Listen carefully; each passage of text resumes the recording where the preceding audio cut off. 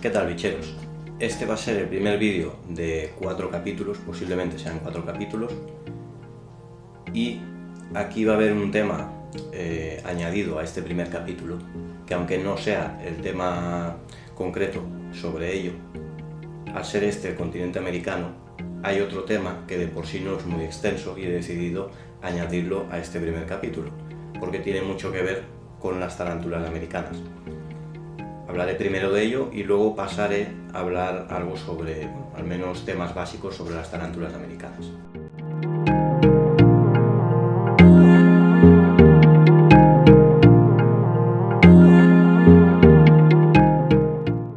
Primero que todo, la palabra tarántula es una palabra que no tiene validez científica, es decir, es un nombre vulgar o común, y se puede asociar a 3 subórdenes distintos. La palabra tarántula, en origen, derivó de la especie Lycosa tarántula, que es endémica del sur de Europa, y el origen de ese nombre se dio en Italia, en Tarento concretamente, la región de Apulia. En aquella región existía o existe el baile de la tarantela, que en aquellos tiempos, según la cultura o el folclore popular, se decía que cuando una persona era mordida por esta araña, Lycosa tarántula, la persona debía hacer el baile de la tarantela durante horas y así, a través del sudor, eliminar las toxinas. No hace falta decir que, a día de hoy eso no tiene demasiado sentido, ¿no? Estas creencias populares se daban antes de la colonización de América, es decir, cuando Europa no había llegado a las Américas. Entonces la Lycosa tarántula en aquellos tiempos era una de las arañas más grandes conocidas, al menos en Europa. Del modo que fuera, esas culturas, esas historias y el folclore popular se llegó a extender por parte de Europa. En el momento en que hubo la colonización a América y los europeos llegaron allí y empezaron a ver esas arañas grandes que había en esos continentes, de igual forma les empezaron a llamar tarántulas, ya que era lo más grande que ellos habían visto en Europa. De ahí la palabra tarántula incluso fue adoptada por los países de América y se le empezó a llamar así, hasta el día de hoy. Aunque es cierto que en otros países de América tienen distintos nombres, como por ejemplo, en algunos países se les puede llamar cacatas, en otros países se les puede llamar arañas pollito, etc. Hay muchos nombres que se refieren a las tarántulas, pero la mayor parte del mundo como tarántulas entiende los terafósidos, que concretamente es la familia de la que hablo en este canal, es la familia que se trata en este canal, que son las tarántulas. Como digo, la palabra tarántulas puede ser asociada a Lycosa tarántula, a otro suborden de megalomorfos o a los terafósidos. También podemos entender el hecho de que a las tarántulas americanas se les llama, las tarántulas del continente americano, se les llama tarántulas de Nuevo Mundo. En aquellos tiempos de la colonización, para el resto del mundo, América fue el Nuevo Mundo o las Nuevas Tierras, ¿no? Y de ahí se quedó en que las tarántulas americanas son tarántulas de Nuevo Mundo, a diferencia de Viejo Mundo, que son Asia, África, Oceanía y Europa. Las de América son Nuevo Mundo. Y además de eso, las de Nuevo Mundo tienen diferencias con las de Viejo Mundo. Se podrían dividir de una forma general las tarántulas de Nuevo Mundo con las de Viejo Mundo. Seguramente más adelante haré un vídeo sobre las diferencias entre megalomorfos, licósidos y terafósidos, pero no voy a entrar en esta hora porque si no el vídeo se extendería demasiado y no es este el tema que quiero tocar ahora. La principal característica de las especies americanas, a diferencia de otros continentes, es el parche de pelos urticantes. Normalmente está ubicado en la parte del abdomen. Digo normalmente porque hay algunas excepciones donde no es así, que luego las comentaré. Este parche urticante, como digo, normalmente está ubicado en el abdomen. Sabemos que todas las tarántulas tienen veneno. Entonces, aparte de que les sirve para cazar y comer, también les sirve para defenderse. Las tarántulas de otros continentes únicamente disponen del veneno, ya que no tienen pelos urticantes. Entonces esos venenos se han desarrollado o han evolucionado para ser más fuertes ya que también dependen de él para defenderse de los depredadores. Las tarántulas de América, en cambio, que tienen parches urticantes o pelo urticante, es un segundo mecanismo de defensa para los depredadores, sobre todo para mamíferos, ya sean grandes o pequeños. Se ha visto que para muchos artrópodos estos pelos no tienen ningún efecto. Pero al no necesitar disponer únicamente de los venenos, estas tarántulas no han tenido la necesidad de desarrollar venenos tan fuertes, por lo que los venenos, o sea, es el motivo de que los venenos de las tarántulas americanas sean más flojos que el resto de continentes, porque las tarántulas americanas, como segundo método de defensa, tienen también los pelos urticantes. Así que cuando hablo de depredadores, con esto me refiero más a mamíferos, y eso también nos incluye a nosotros. Entonces, para las personas esos pelos urticantes también pueden ser muy efectivos, ya que, aunque no son peligrosos, son muy molestos. Hay varios tipos de pelos urticantes, que seguramente igual en un futuro hago un vídeo sobre ello, pero tampoco voy a entrar aquí en eso. De forma general, existen pelos urticantes que no se desprenden con el contacto y hay otros pelos urticantes que sí se desprenden con el contacto. Aparte de eso, hay unos cuantos tipos de pelos más. De hecho, la distribución de estos pelos, morfológicamente hablando, en las tarántulas, estos tipos de pelos también les sirven a la ciencia para identificar distintas especies. En su hábitat natural, las tarántulas suelen lanzar los pelos urticantes cuando hay grandes o pequeños mamíferos que se pueden acercar a ellas o representar un peligro. Se frotan las patas contra el abdomen y estos pelos se desprenden, vuelan en el aire y dependiendo, que lleguen más o menos lejos, al final va a depender de factores como el aire o temperaturas, etc. Pero las tarántulas también suelen dejar estos pelos en la entrada de sus madrigueras o en los alrededores de ella, ya sea en el suelo o en las telas. Por lo que es importante, cuando las tengamos en terrarios, si hay que manipular el sustrato o hacer labores de mantenimiento, hay gente que no lo usa, pero directamente hay gente que usa guantes de látex. Si no vas a usar guantes de látex, obviamente no hay que decir que si luego te vas a sacar berberechos, te laves las manos antes. Si usas guantes de látex, pues ya no tienes ese problema. Estos pelos urticantes tienen un efecto parecido a los polvos pica pica o la lana de roca, comúnmente conocido. Se suelen pegar a zonas de piel más sensibles, o sobre todo si la persona ha sudado o hace calor, hace que esos pelos se adhieran más y se acaben clavando en la piel y molesten. Aparte de eso, si entran en las vías respiratorias, zonas de la cara o los ojos, pues son mucho más molestos. Suelen durar bastante, pueden llegar a durar 1 o 2 días, hablamos de la piel.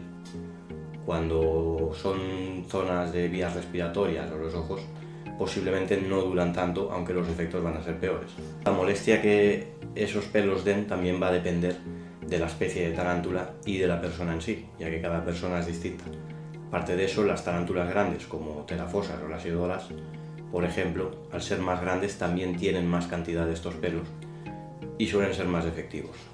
Bueno, ya hemos dicho que las especies americanas poseen pelos urticantes, dejando de lado algunas excepciones.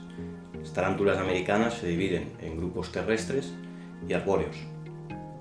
Y si concretamos más en temas terrestres, podría haber un género con 4 o 5 especies que se podría decir que son más fosorias que terrestres.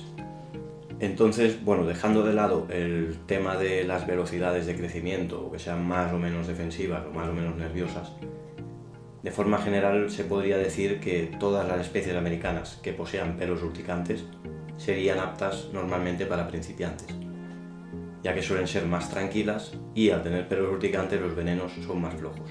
Si nos vamos a las especies americanas terrestres más conocidas, hablaríamos de los géneros Brachyperma, Gramostola, Aponoperma, Lasiodora, Acanthoscurria, y si nos vamos a las especies pequeñas estaríamos con Neurotele, Pseudapalopus, Apalopus, etc. Alguna de estas no tiene parche urticante como tal, pero estas pequeñas también serían recomendadas como especies para principiantes. Si en las americanas nos vamos a especies arbóreas, generalmente tendríamos Psalmopoeus, Tapinauchenius, Pseudoclamoris y el género, bueno, la subfamilia de Avicularinae, donde está Avicularia, Ibiláfora, Caribena, donde entra también la Seladonia. El único de estos 4 géneros que sería más apropiado para principiantes sería la subfamilia Avicularinae, donde entran Avicularias, Tifoclaenas, Ibiláfora, Caribena, etc. Pero serían apropiados en el aspecto de que tienen pelos urticantes como tal, al menos la mayoría de sus especies, y también son más tranquilas y con venenos leves, aunque en este caso no serían tan recomendables para principiantes en el hecho de que los lynx o las crías pequeñas son bastante delicadas. Si nos vamos a otros géneros de arbóreas, donde entran Pseudoclamoris, Tapinauchenius, Psalmopoeus, estas especies ya no son tan adecuadas para principiantes por el hecho de que sus venenos son más fuertes, son especies más rápidas, más nerviosas y más defensivas. Luego, si seguimos con las terrestres que hemos dicho antes, que hay una excepción en un género de 4 o 5 especies, entraríamos en el género Ephebopus. Estas especies dentro de América son raras porque tienen hábitats fosorios, que esto se da más en especies de Asia. Aparte de eso, estas especies no tienen pelos urticantes, al menos como tal, ya que algunas de ellas tienen los pelos urticantes en los quelíceros y en la parte interna de los pedipalpos.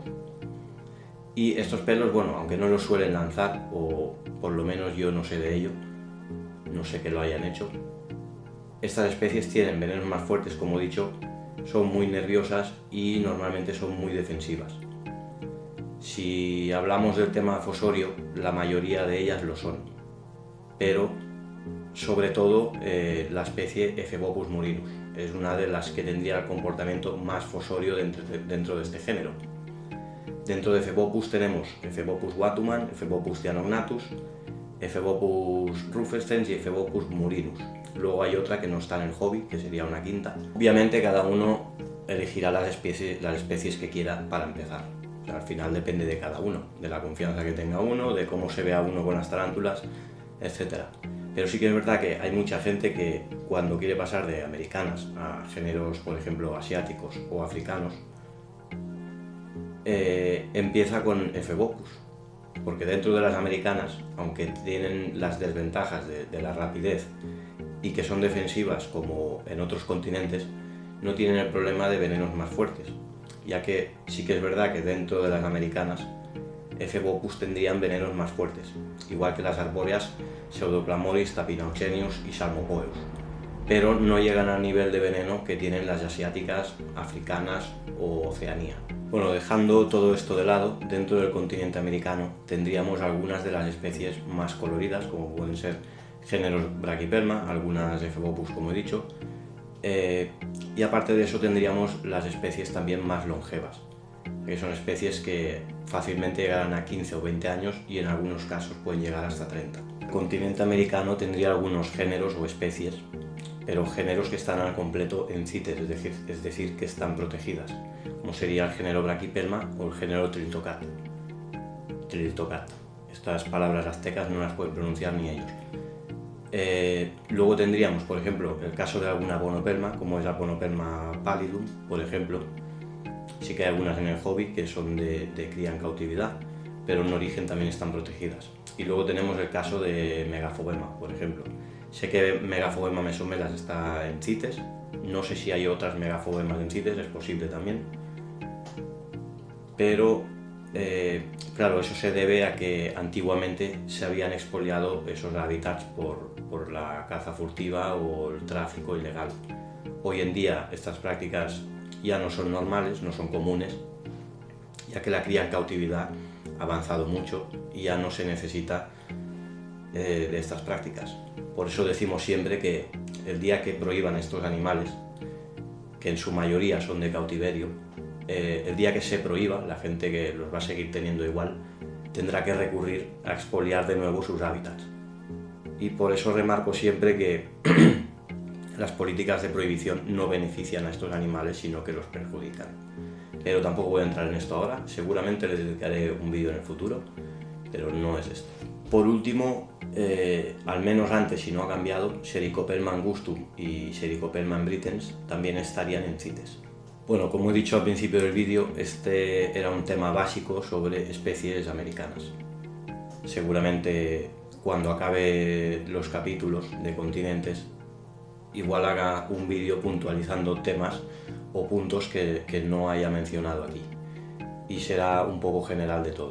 Por el momento aquí dejo el vídeo y nos vemos en el próximo.